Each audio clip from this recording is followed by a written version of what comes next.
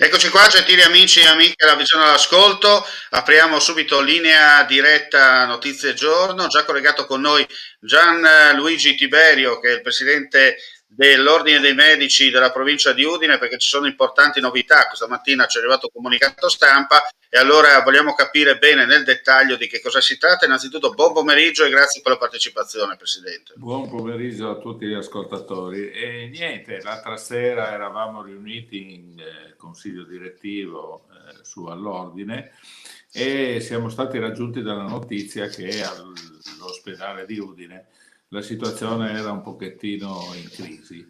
E quindi tutto il consiglio ha avuto un attimo di riflessione e ha proposto all'unanimità di fare un comunicato stampa. Il comunicato stampa, uno, per dare sostegno a tutti i colleghi che stanno lavorando in maniera intensa già da un anno, due, a dare un supporto anche a tutto il personale sanitario, tre, per favorire un appello alla responsabilità perché la situazione che stiamo vivendo è piuttosto preoccupante e se facciamo tutte le cose che ci hanno ormai insegnato a fare, le facciamo con tanta responsabilità, forse otteniamo anche il risultato di alleviare un momentino la pressione sui pronti soccorso e sugli ospedali. Certo. Senta, i numeri parlano chiaro, no? Da quello che si è intrapreso e da quello che, insomma, i rumors sono arrivati stamattina, dall'1,39 della settimana scorsa come indice RT, abbiamo superato l'1,5, no? Mi conferma questo? Purtroppo sì, stiamo assistendo a un dilagare di quella che è la versione inglese del Covid. Questa, come sappiamo, ormai è molto più contagiosa e sta determinando purtroppo un incremento, un'impennata dei contagi. Come sappiamo, l'impennata dei contagi poi, a distanza di qualche settimana, si riverbera sui pronti soccorso, sugli ospedali e purtroppo sui morti. E questi purtroppo sono i dati reali, non sono rumors di stampa, ma purtroppo stiamo parlando di numeri, no? Lei mi insegna che anche in medicina che davanti ai numeri non si può più di tanto girarci intorno. No? Dobbiamo prendere atto della situazione, che per quanto noi stiamo lavorando alacremente, stiamo cercando di lavorare anche in sicurezza, eccetera, forse dobbiamo fare qualcosa di più tutti assieme, ognuno che porta un suo contributo può permettere di migliorare questa nostra capacità di risposta.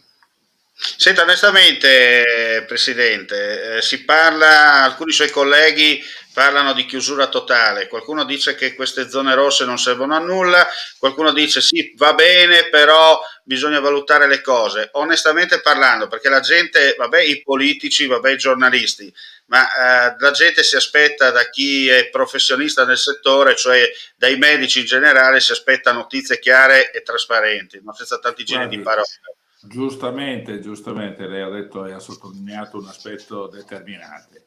Io dico una cosa sola che chiarifica bene il tutto. Il virus non ha le gambe le vediamo noi e quindi se noi facciamo le cose con attenzione, il virus non ha possibilità di replicarsi. Quindi sta a noi. È necessario proprio che ci chiudano in casa, che ci mettano agli arresti domiciliari? Forse possiamo anche gestirla in altra maniera, ma se non siamo in grado andremo a finire che ci dobbiamo rassegnare a stare chiusi in casa perché ce la Chiaro. obbliga. Senta, si parla tanto dei vaccini, no? Ieri è arrivata la notizia del via libera, no? Per quanto riguarda AstraZeneca, dopo tutto il polverone che si era creato dietro questo vaccino.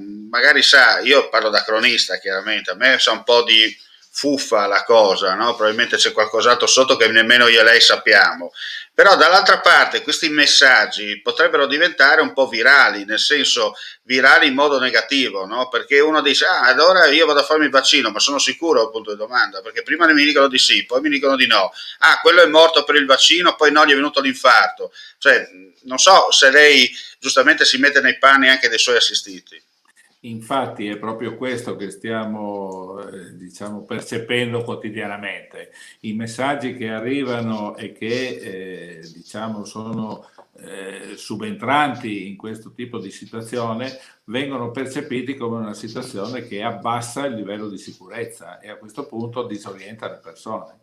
Diciamo che possiamo dire che i vaccini hanno una caratteristica di sicurezza, come anche ribadito dall'EMA, piuttosto elevata. È chiaro che il rischio zero non esiste, però il rischio è estremamente basso, quindi diciamo che sono assolutamente da ritenere sicuri e che rinnoverei l'appello alle persone di procedere alla vaccinazione, anche perché temo che la vaccinazione sarà l'unica strada che ci potrà permettere di uscire da questa brutta Certo. esperienza.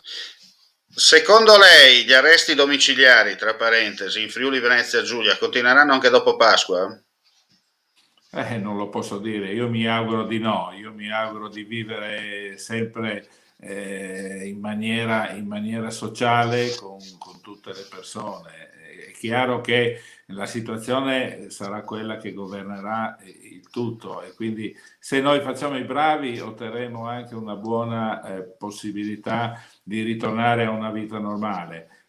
Se non lo facciamo sarà più difficile. Per quanto riguarda, e poi la lascio al suo lavoro perché già le sto portando via del tempo, è stato consigliato anche di chiamare le farmacie, i medici di base per quanto riguarda i vaccini da parte delle persone sotto gli over 80, no? Tanto per essere chiari. Qualcuno dice che in base all'età poi verrai chiamato in maggio, giugno, fino a settembre, ottobre. Ecco, lei cosa consiglia? A mio avviso, prima vacciniamo più persone possibile e meglio otteniamo il risultato contro la pandemia. Quindi benvengano tutte le possibili persone. Per quel che riguarda i medici di famiglia, hanno già, diciamo, in stato avanzato l'accordo per poter procedere senza indugio alle vaccinazioni. Quello che forse ci rallenta un po' è la disponibilità del vaccino, questo speriamo quanto prima possa essere superato e possiamo senza indugio avere le dosi necessarie per andare avanti con una vaccinazione di massa. Dottore, io la ringrazio e la lascio al suo lavoro, è stato chiaro, trasparente come sempre, esaustivo. Purtroppo non l'ho sentita nella sua ultima. No, dicevo, la ringrazio per la partecipazione, è stato chiaro e esaustivo come sempre. Ecco, grazie a voi e buon pomeriggio e buon lavoro. Grazie al Gianluigi Tiberio, presidente dell'Ordine dei Medici di Udine, che ci ha così raccontato le ultimissime per quanto riguarda il discorso legato in generale a livello medico in Friuli Venezia Giulia sul discorso della pandemia. Adesso 90 secondi con i nostri amici silenziosi e poi la seconda parte con i servizi dal Friuli Venezia Giulia e le ultime notizie. Restate con noi, 90 secondi e torniamo in diretta. Cercare casa online è facile, ma comprare casa è un'altra cosa. Al tuo fianco hai gli agenti immobiliari. Con la loro professionalità e competenza, comprare e vendere casa è semplice e sicuro. Ogni agente sa come dare il giusto valore al tuo sogno. Con noi il tuo domani inizia oggi. Agenti immobiliari, semplicemente di casa. FIAIP, Collegio Regionale del Friuli Venezia Giulia. Vuoi assaggiare una birra dove al suo interno scopri la specialità tipica friulana? Lumi Beer, il prodotto ricavato in 20 ettari di terreno coltivato orzodistico, biodiversità, performance ambientale. Lumi Beer nelle sue 5 versioni disponibili, 4 per consumo veloce e dissetante e la versione Magnum per intenditori. Lumi Beer si abbina a qualsiasi palato. Lumi Beer è un prodotto esclusivo Azienda Agricola Pancera, il buon seme, i buoni frutti. Claudine, locale per palati fini e buongustai, dove si mangia, si beve e si respira Bird, Collio e Quay. Sono Claudia Zano, la titolare e vi aspetto per le mie specialità. Cosa aspettate? Claudine, food, wine, music e sei in pole position.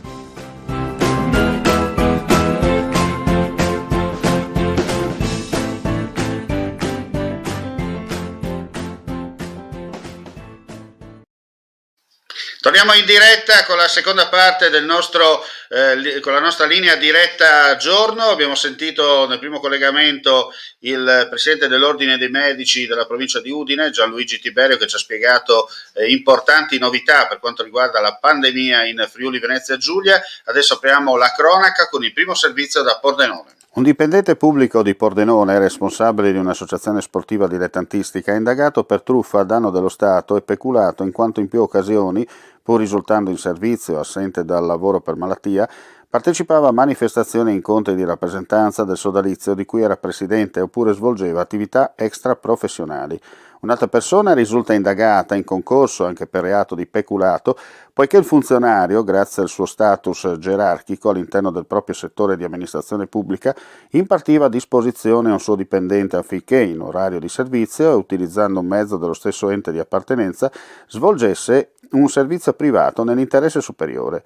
Nel corso delle indagini la Guardia di Finanza ha scoperto che il funzionario indagato indebitamente utilizzava sia in contesti privati sia istituzionali il titolo di ingegnere, pur avendo ultimato esclusivamente un percorso triennale di laurea e conseguentemente non avendo l'iscrizione all'albo. Con questo titolo ha condotto a propria attività professionale per soggetti ed enti pubblici, tra i quali la Regione Friuli Venezia Giulia, l'azienda ospedaliera di Udine e i comuni della provincia del Friuli Occidentale.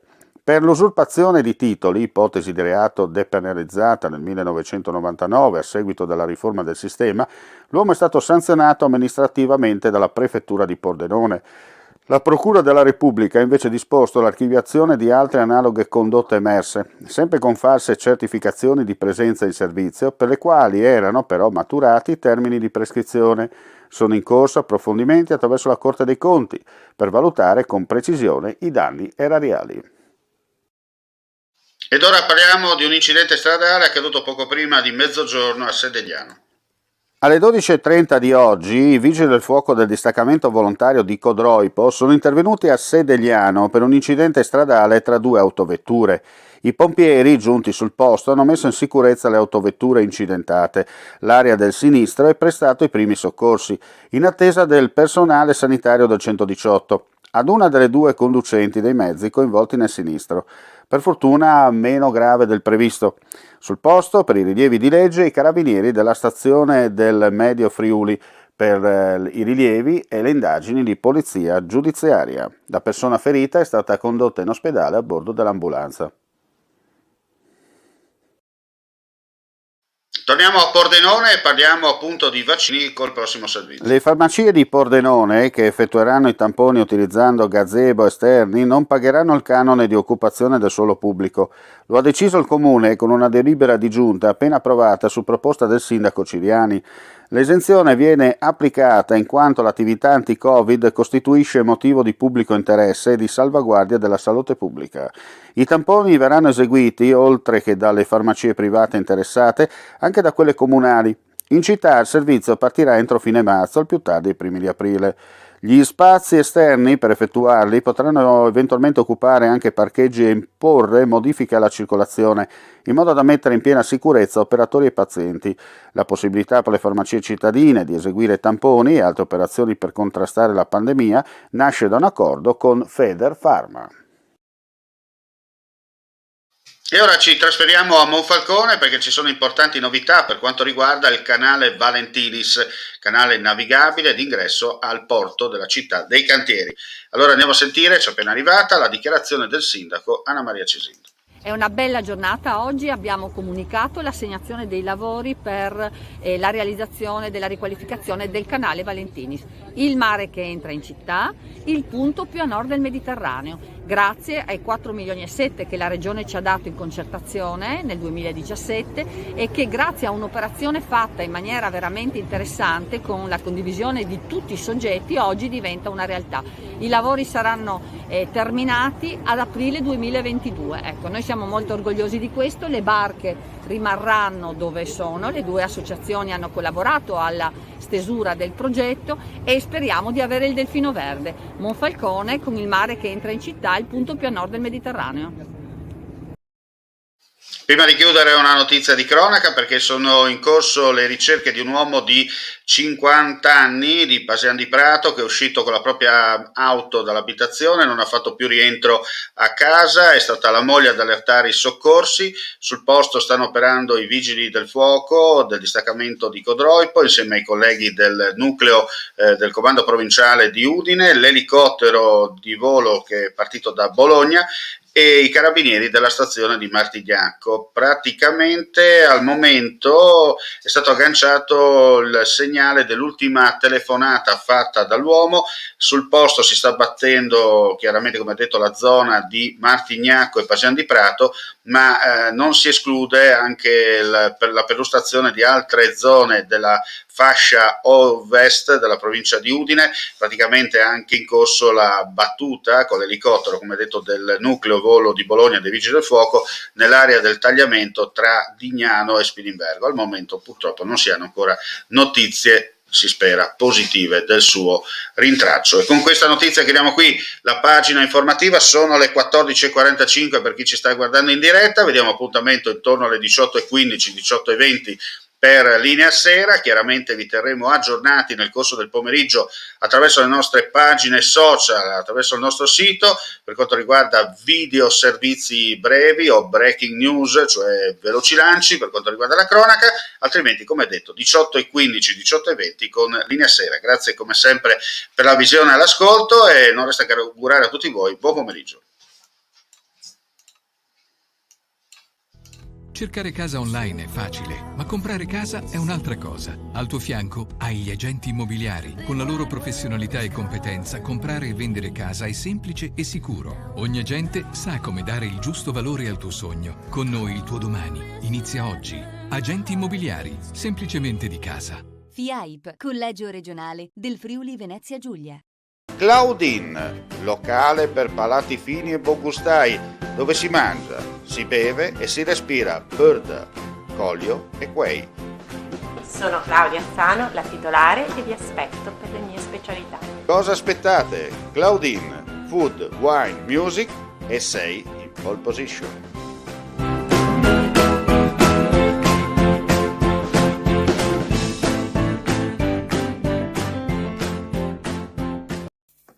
Vuoi assaggiare una birra dove al suo interno scopri la specialità tipica friulana? Lumi Beer, il prodotto ricavato in 20 ettari di terreno coltivato orzodistico, biodiversità, performance ambientale. Lumi Beer nelle sue 5 versioni disponibili, 4 per consumo veloce e dissetante e la versione Magnum per intenditori. Lumi Beer si abbina a qualsiasi palato. Lumi Beer è un prodotto esclusivo Azienda Agricola Pancera, il buon seme, i buoni frutti.